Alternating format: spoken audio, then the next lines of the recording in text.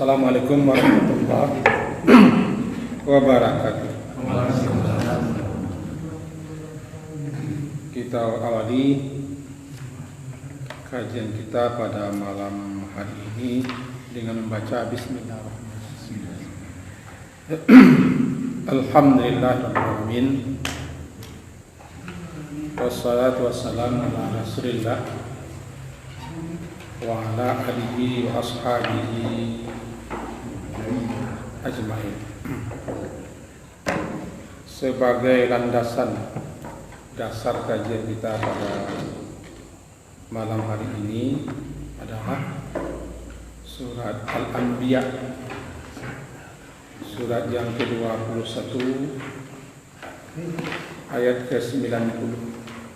Al-Anbiya surat yang ke-21 ayat yang ke-90.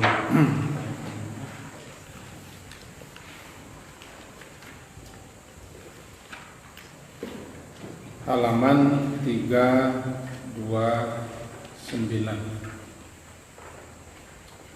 A'udzu billahi minasy syaithanir rajim. Bismillahirrahmanirrahim.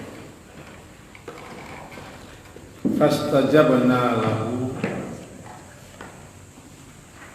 wa wahabna lahu Yahya wa aslahna lahu zawjah innahum kanu yusari'una fil khairat wa yad'unana raghaban wa rahaban wa kanu lana khashi'in.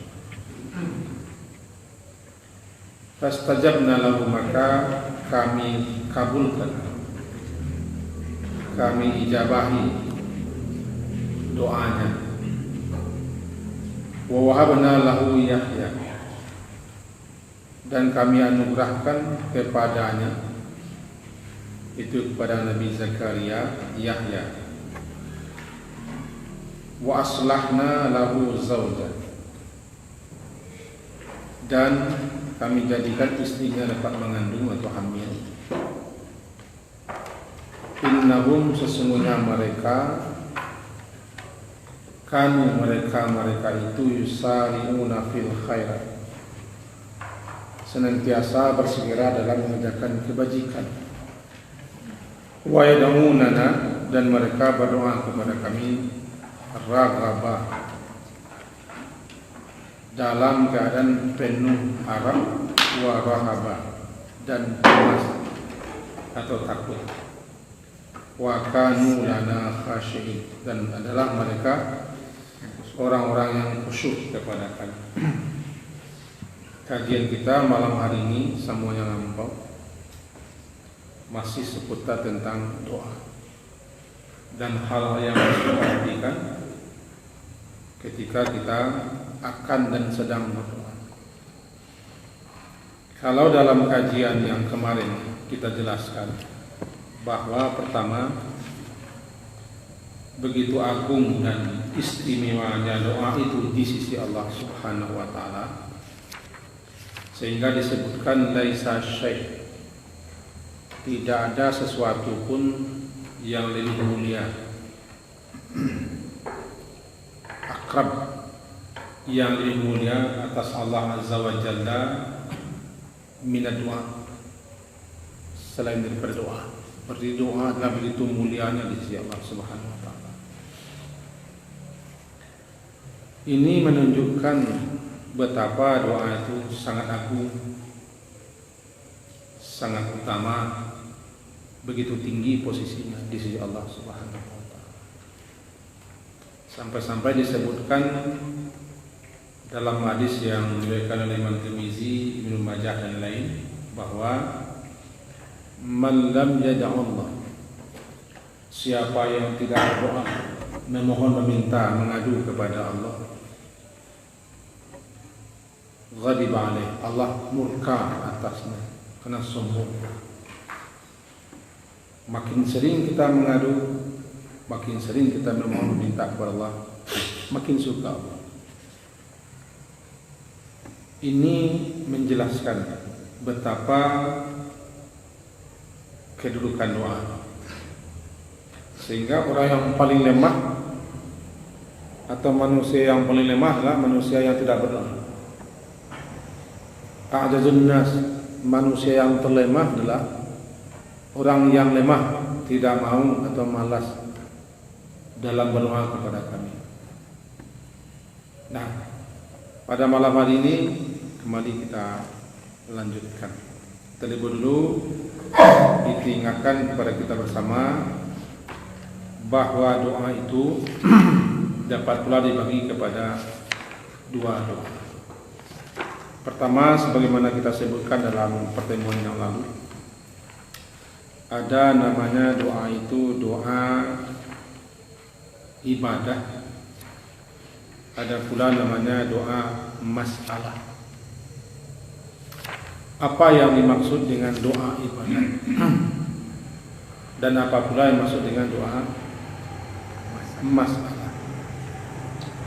Kalau doa masalah itu barangkali kita sudah paham dan sudah mengerti. Tapi ada satu lagi namanya doa ibadah. Apa doa ibadah? Ini inti hakikat daripada doa kan memohon, meminta, mengadu, sekaligus berharap kepada Allah Subhanahu wa ta'ala. Itu inti doa. Ibadah yang kita lakukan itu tujuan kita beribadah di samping mengharap ridha Allah, bukankah doa itu juga mengandung harapan agar diberi ganjaran, agar diberi balasan oleh Allah Subhanahu wa ta'ala? Benar-benar doa ibadah itu permohonan, permintaan, harapan pahala kepada Allah atas amal yang kita lakukan. Sepertilah contoh mengucapkan syahadatain dan kita mengamalkan apa yang dituntut daripada syahadatain itu beribadah kepada Allah. Tuntutan daripada syahadat kan beribadah. Asyhadu an la ilaha illallah, aku bersaksi, berikrar,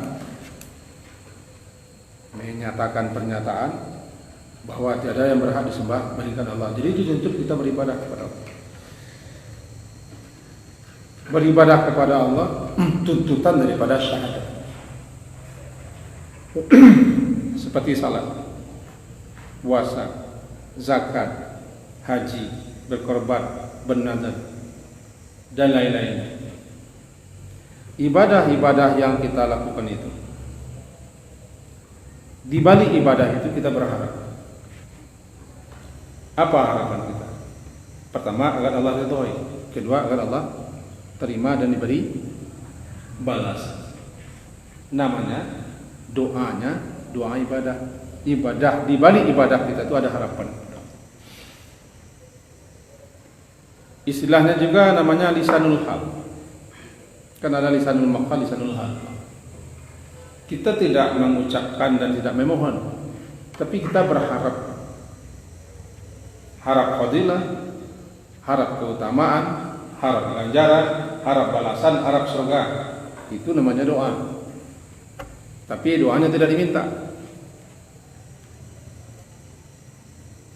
Hal keadaan kita yang menyatakan kita meminta. Karena di balik daripada ibadah itu ada harapan agar kita diberi, diimbali, diganjari, dikasih pahala oleh Allah. Itu surga atau pahala. Maka setiap ibadah yang kita lakukan adalah doa. Ada ibadah itu yang mengandung dua doa. Pertama, doa yang sifatnya ibadah, kedua doa yang sifatnya permintaan. Dalam salat, secara bahasa salat itu sendiri artinya doa. Salat itu artinya doa. Kenapa salat? dinamakan dengan salat. Karena orang salat adalah berdoa. Sebagian ucapan-ucapan salat adalah doa. Baru saja kita setelah bertakbir, Allahu Akbar, doa. Allahumma ba'id.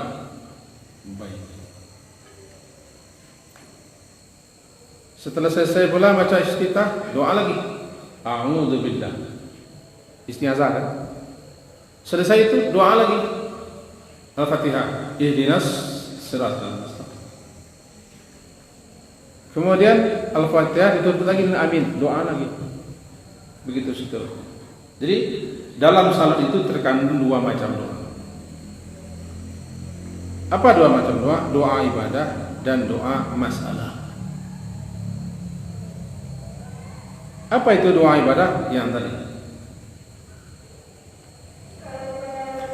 bahwa dalam setiap ibadah yang kita lakukan terkandung harapan agar ada diberi balasan, fadilah, pahala, ganjaran, surga.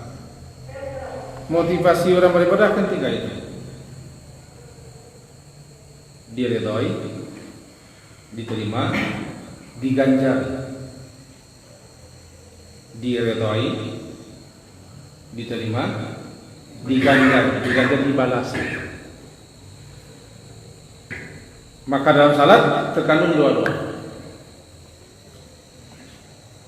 Di samping salat itu ibadah, di mana namanya doa ibadah, juga dalam salat kita baca doa.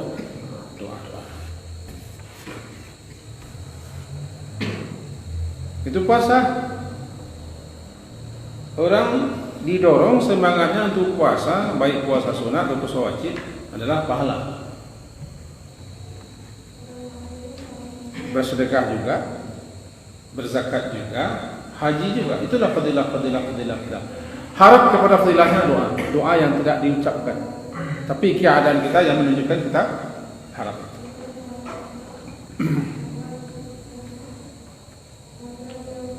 Nah, ini namanya doa ibadah. Nah, doa ibadah ini tidak sah, la yasih, tidak sah ditujukan kepada selain Allah. Bila ditujukan kepada selain Allah, syirik. Jika dipalingkan doa ibadah ini, wa man sarafa syai'an minhu li ghairillah faqad kafara kufran akbar makhrajan minal millah. Siapa yang memalingkan doa ibadahnya kepada selain Allah, maka sungguh dia telah kafir. Kafirnya tak tanggung-tanggung, kafir besar, kufur besar, yang langsung otomatis dia keluar daripada millah ajaran Muhammad sallallahu alaihi wasallam. Karena ibadah haram, syirik hukumnya bila ditujukan kepada selain Allah, batal tauhidnya. Karena kehendak daripada ucapan la ilaha illallah adalah kita sembah, ya kan? Asyhadu an la ilaha illallah. Aku bersaksi, aku menyatakan ikrar bahwa tiada yang berhak disembah melainkan Allah. Dituntut kita menyembah Allah. Itu makanya ucapan itu namanya syahadat tauhid. Kita menyatakan persaksian kita bahwa hanya Allah sajalah yang berhak diibadahi. Selain daripada Allah tidak layak, tidak patut, tidak pantas diibadahi. Dipalingkannya ibadah kepada selain Allah, syirik, kafir, batal syahadat tauhid. Itu satu, namanya doa ibadah.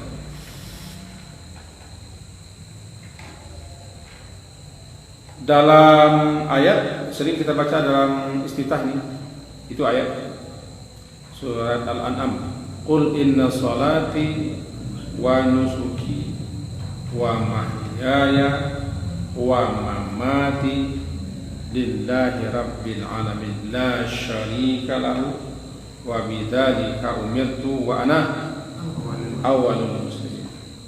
Ujungnya lillahi rabbil alamin, lillahi rabbil alamin. Katakanlah salatku, nusukku, ibadahku atau korbanku, mahyaya hidupku, mamati matiku, li untuk Allah. Jangan tujukan untuk selain Allah.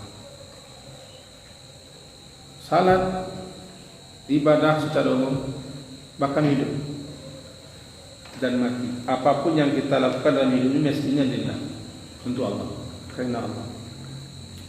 Mati, siapa yang mati bukan karena Allah, mati karena memperjuangkan bukan saja karena Allah, matinya tidak lillah. Lillah rabbil alamin. La syarika, tidak ada sekutu, tidak ada serikat bagi Allah itu. Wa bidzalika, dan demikian itulah aku diperintah. Aku adalah orang yang mula-mula sekali menyerahkan diri kepada Allah. Ini dalilnya salah satu. Yang kedua namanya doa masalah. Masalah namanya meminta, bukan masalah. Kalau masalah bahasa kita problem. Ada masalah nggak? Apa masalah? Problem. Masalah. Kalau bahasa sananya mim, sin, pakai tengah alif, kasih hamzah atas. Mas'a, lam dan ta anggota. Masalah, permintaan, permohonan. Masalah. Apa itu doa masalah? Itu talab, meminta, menuntut. Memohon, meminta, menuntut. Apa yang bermanfaat, berguna, berfaedah bagi orang yang berdoa. Jadi dia masalah memohon kepada Allah, meminta kepada Allah sesuatu apa yang dimauinya, diingininya, hal-hal yang berguna manfaat, atau meminta, menuntut kepada Allah agar diselamatkan dia dari mara bahaya, dilindungi dia, dan seterusnya. Ini namanya doa masalah. Inilah yang sering kita pahami doa. Kebanyakan kita memahami doa ini saja. Sebetulnya ibadah pun doa. Makanya ulama membagi doa ibadah, doa masalah. Dalam doa masalah ini dibagi pula ya. Kita boleh meminta, kita boleh berharap kepada makhluk,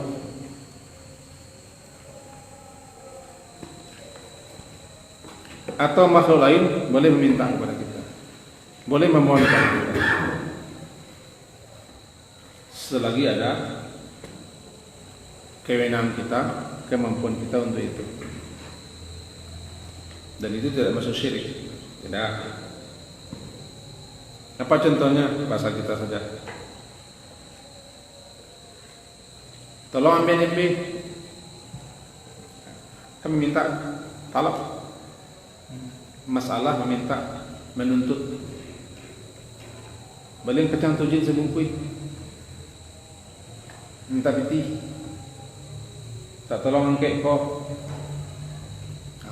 Tolong kerjaan saya kan meminta. Talab, masalah, iya. Tapi kita meminta itu selagi dalam batasan kemampuan makhluk. Boleh, namanya ta'awanu 'alal birri, saling bantu, saling menolong berbuat kebajikan karena ada kemampuan makhluk untuk itu. Tidak salah. Beri saya uang boleh, kasih saya makanan tidak apa-apa. Meminta. Dengan ini Adinda berharap kepada Kakanda agar Kakanda yang tercinta mengirimkan uang 1 juta kepada Adinda. Boleh? Masalah. Karena memang orang punya uang. Tapi kalau di luar kewenangan makhluk, kita minta, Pak Dokter tolong sembuhkan penyakit saya, tidak boleh. Meminta, tapi kita meminta di luar kewenangan dokter, di wilayah kemampuan dokter. Kita minta, tolong sembuhkan penyakit anak saya, Pak Dokter. Kata-kata sembuh itu bukan ke dokter. Pak Dokter tolong obati anak saya. Baru Pak Dokter tolong sembuhkan. Sudah boleh. Kenapa? Yang menyembuhkan itu Allah. Asy-syafi'nya Allah. Syifa'un min Allah. Kesembuhan dari Allah. Dokter apa? Mengobat. Dokter hanya mengobat. Maka jika kita mintakan kepada dokter kesembuhan, ya salah kita. Tidak boleh.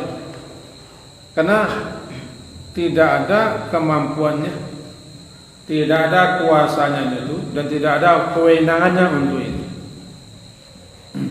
Tidak bisa.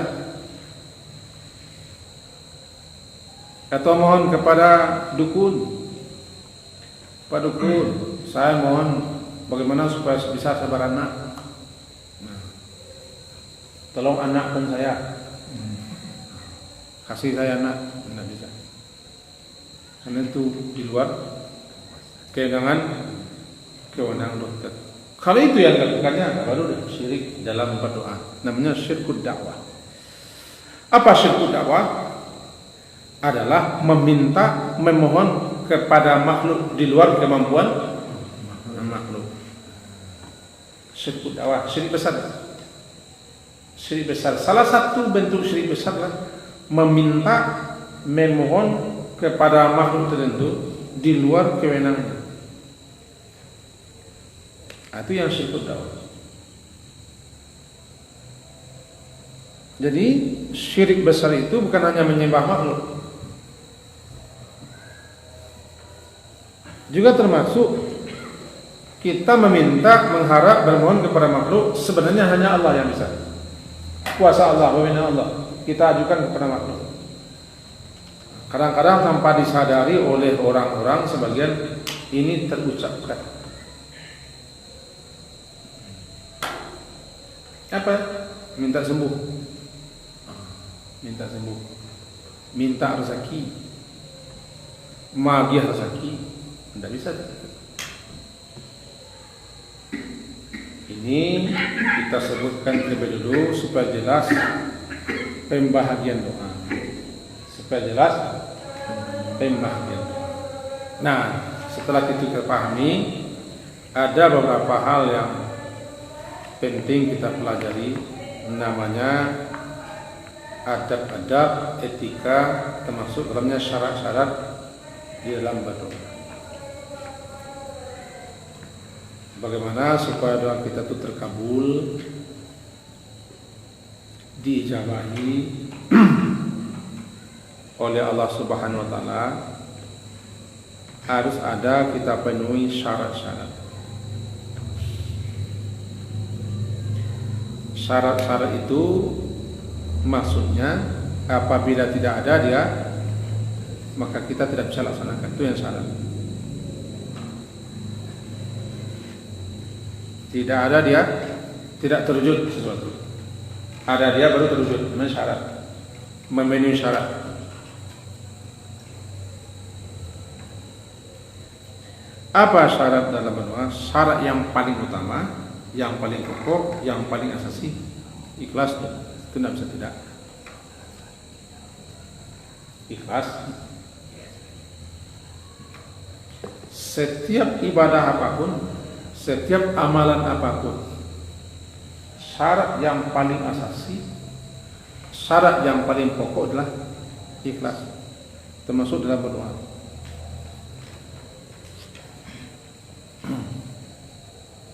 Walaupun kemarin kita telah terangkan ikhlas, tapi saya ulang lagi sepintas. Ikhlas itu Ikhlas itu menjadi syarat utama, menjadi syarat pokok bagi diterimanya ibadah. Ya.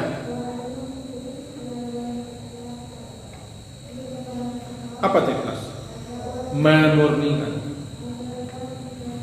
Memurnikan tujuan kita dalam beribadah semata-mata kepada Allah. Tidak ada maksud, tidak ada tujuan, tidak ada keinginan di balik itu semua. Tidak ada riya, tidak ada sum'ah.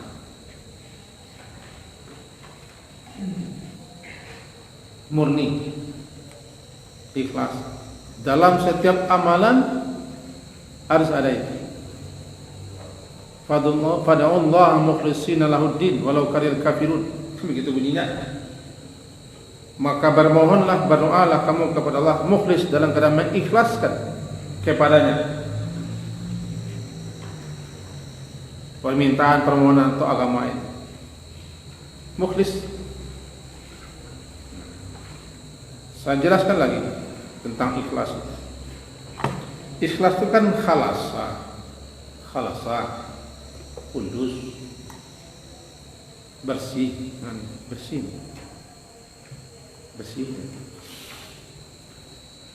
murni, hanya air, tidak bercampur, tidak ada campurannya.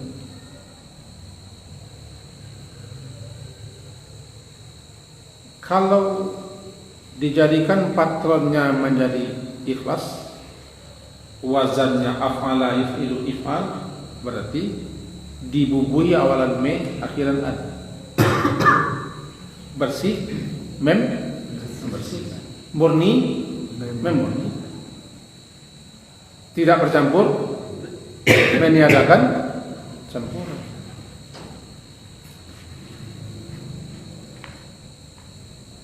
Jadi muta'addi. Khalasa, akhlasa, yukhlisu, ikhlas. Berarti ikhlas tiba beribadah kita memurnikan, membersihkan niat kita, maksud kita, tujuan kita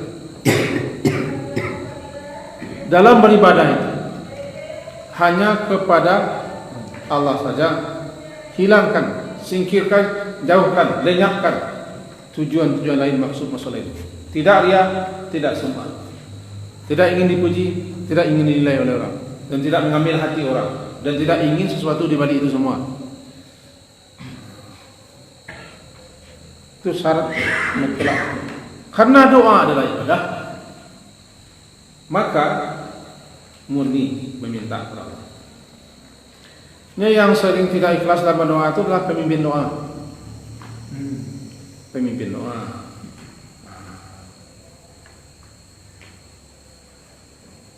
Kenapa? Ya pemimpin doa lah namanya.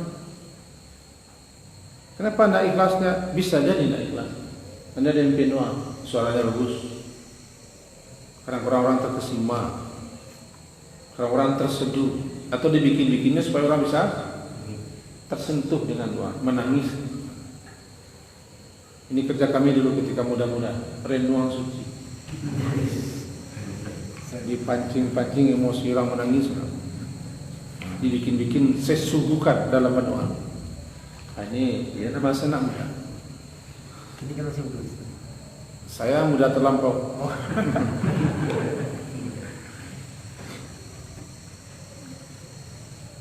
Murni, ini kalau mimpi doang murni, jangan diajar-ajar, jangan dibikin-bikin.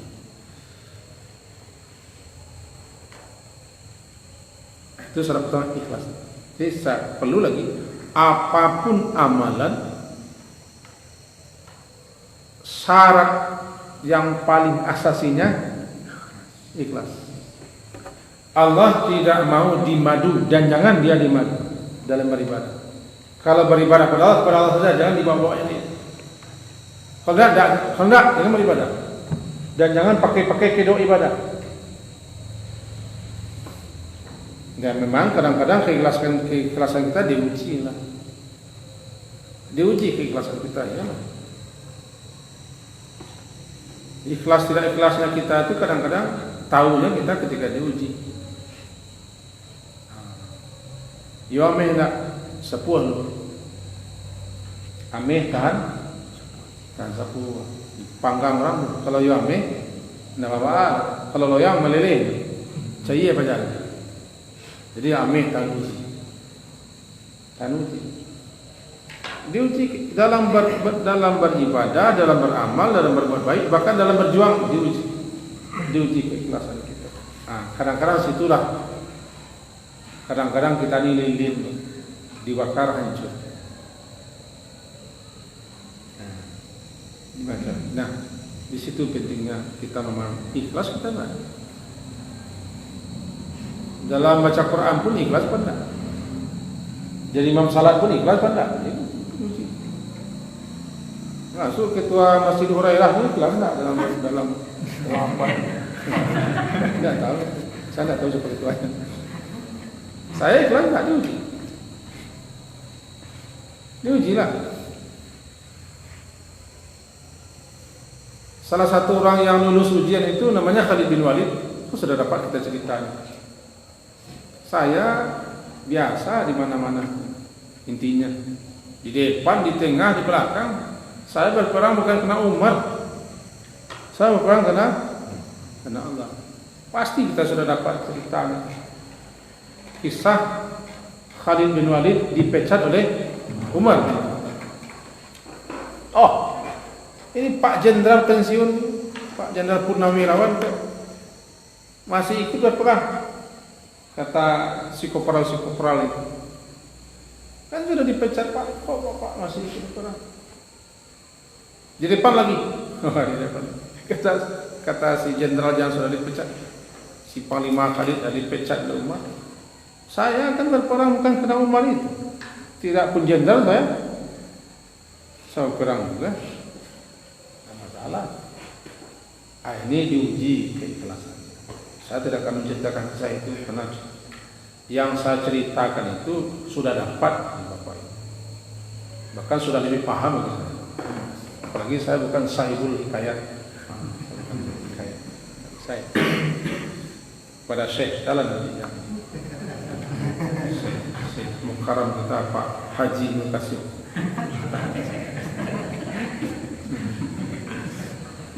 Ikhlas ya? Jadi kembali ikhlas.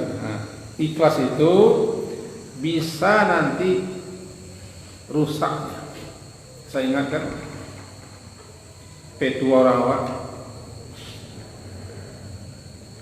nila seperti masuk ke susu sebelanga. Yang rusak itu nila apa susunya? Susunya. Itu bahaya syirik. Gara-gara nila seperti rusak susu sebelanga. Kan begitu Mas. Syirik sekecil apapun merusakkan keikhlasan, merusakkan tauhid. Ini contoh.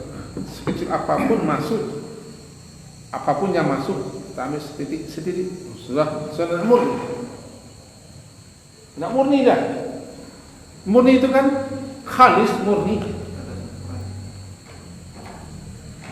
Murni. Itu makanya ikhlas, pakai ikhlas memurnikan. Karena niat kita ada yang tidak murni. Ibadah kita ada yang tidak murni, ada yang tidak bersih. Ibadah kita masih ada yang bercampur. Inna salati wa nusuki wa mahyaya wa mati lillah. Lillah itu kan gampang menyebutnya. Ya gampang.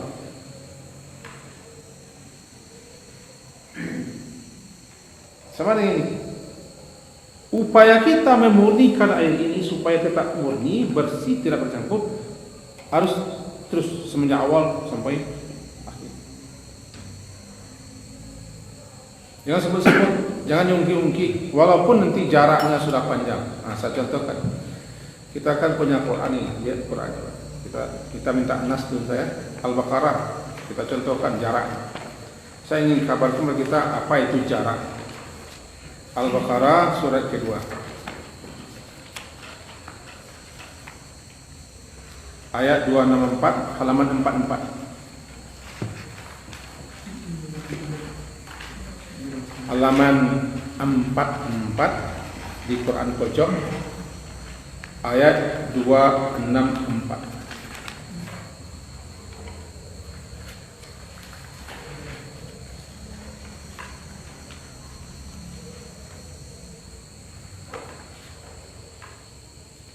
Kita ambil ayat 262-nya dulu supaya jelas. A'udzu billahi minasyaitonir rajim.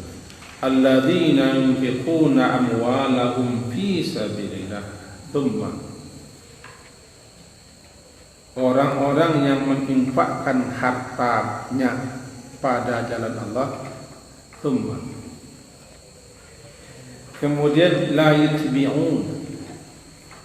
262. Kemudian la yutbi'un, mereka tidak mengiringkan dan tidak mengikuti apa yang telah mereka infakkan itu dengan manna dan tidak pula ada. Manna menyebut-nyebut. Ada kata yang menyakitkan si penerima. Lahum ajruhum 'inda rabbihim. Untuk mereka ada ganjaran di sisi Tuhan mereka. La khaufun 'alaihim wa la hum yahzanun. Mereka tidak ada ketakutan atas mereka dan tidak pula mereka yahzanun, tidak pula mereka itu bersedih hati. Coba lihat kata-kata tsumma. Ada tsumma. Alladzina yunfiquna amwalahum fi sabilillah. Tsumma itu tarakhi. Apa itu tarakhi? Berjarak. Yang tidak ada jarak,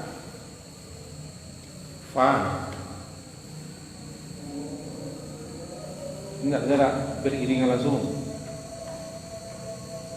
Tapi kalau tsumma tarakhi, jarak. Orang-orang yang menafkahkan, menginfakkan harta benda-benda Allah, kemudian tidak diikutinya. Berarti kalau diikutinya batal ya. Kemudian, apa kemudian? Setahun, 2 tahun, 3 tahun, 5 tahun, sekian tahun. Diiringkannya apa yang diinfakkan, yang menyebut-nyebut lagi, mengungki-ungki begitu. Memangga-manggaan jasa. Kalau saya lah, kan saya yang merintis, kan saya yang menjagokan lalalok itu. Nah, kalau tujuannya untuk itu, habis dia. Tsumma itu panjang maksudnya. Tsumma batal dia. Mana menyebut-nyebut. Untuk apa disebut? Supaya orang tahu. Supaya dia ingat lagi, kan saya ini. Ingat lagi. Kalau tidak saya kan tidak bisa. Batal ya. Ada kata yang menyakitkan pihak yang telah kita beri infak, sehingga kita ditegur dalam ayat di bawahnya, ya alladzina amanu, ayat di bawah 264, ya alladzina amanu la tubtilu shadaqatikum bil manni wal adha. Berarti manni dan adha membatalkan nilai-nilai sedekah. Kalladzi yunfiqu malahu riyan nas, seperti orang yang menginfakkan hartanya lantaran ria kepada manusia, pamer memperlihatkan kepada manusia, tidak dia beriman kepada Allah dan hari akhir. Di bawahnya famasalu. Ini perumpamaan ini. Saya hanya ingin mengatakan bahwa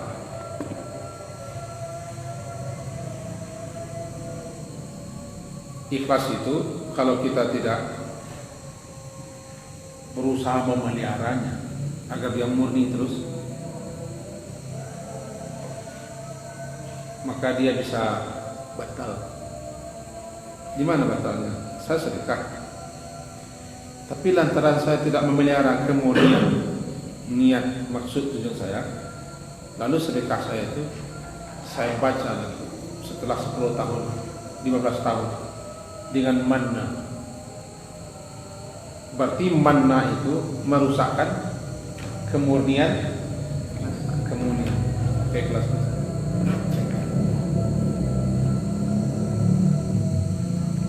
Sulitkah memeliharanya? Sulit memelihara Islam, sangat sulit.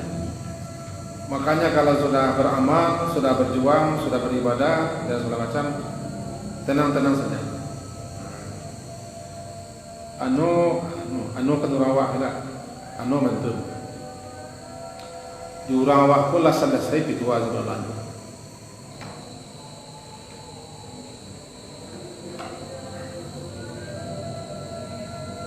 Jangan seperti ayam di kampung, jangan seperti ayam di kandang. Bertelur satu, beribut sekampung. Tadua kecil inyok lah, kotek lah seperti negari.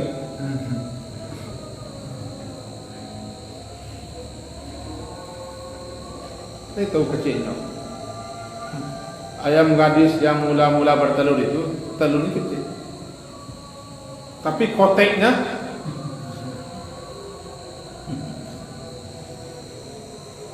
jangan seperti ayam di kandang, bertelur satu ribut sekampung orang tahu suruh batalu.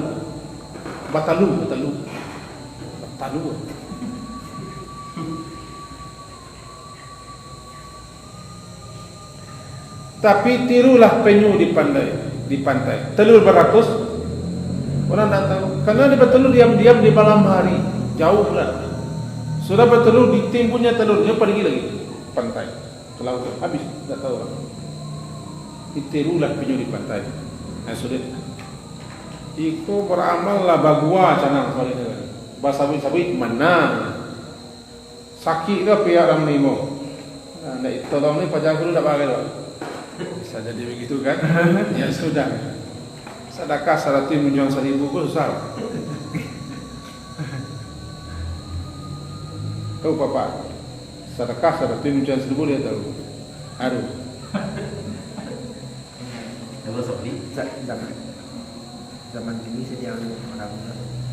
Sedekah 100 itu memang 100 bagi piti, tapi corang 1000 belum sedekah.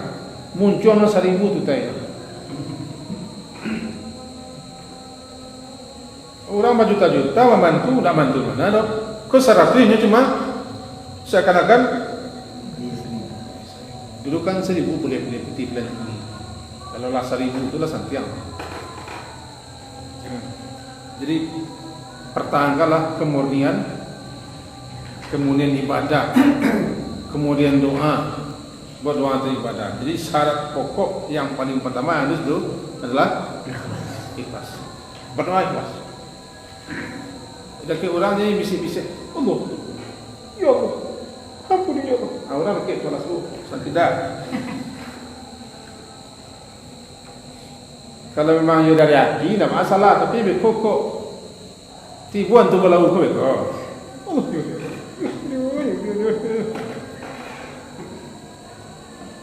tibuan tu kalau makin cari orang tu makin menjadinya mana ni, makin batu orang lah kan, makin panjang ayat dibacanya kan, dan segala macam masuknya. Hati-hati. Ini berbahaya orang yang suka pamer, berbahaya orang yang suka tampil, berbahaya orang kalau mencari muka orang lain. Berbahaya. Ini kalau beribadah lebih baiklah kita diam-diam, tenang-tenang saja. Hati-hati saja, termasuk berdoa. Berdoa kan kita kepada Allah sajalah. Untuk apa orang tahu? Nah, itu pentingnya ikhlas. Kaji kita sebetulnya malam hari ini ayat yang kita baca tadi. Di antara hal yang dipenuhi dalam berdoa, di samping ikhlas itu penuh harap dan cemas. Tapi nampaknya tak sampai ke situ. Kita terlongsong mengambil target panjang, kiranya angok sikit. Angok sikit. Dalam lautan yang tidak diduga. Kail hanya panjang sejengkal. Itu mengaji nak panjang, waktu itu habis. Itu ada yang ragu, silakan. Ada kalau habis. Yes. Semoga ada faedah untuk kita bersama. Yang hari itu sempat janji ingin membahas masalah penempatan membaca Masya Allah dengan subhanallah. Oh iya. Ikulah ceritain tu. Kau kata dah 90 minit, kita tambah lo sampai minit. Jadi kanan saya bisa lah. Oke. Kanan, tolong kanan boleh. So agak panjang lah kajian. Masya Allah ya subhanallah. Ada subhanallah, ada masya Allah, ada subhanallah, ada hasya lillah, ada tabarakallah. Wah, agak bertali-tali itu. Jadi tangguh minum kompor baru doa. Tangguh mangi sembah baru.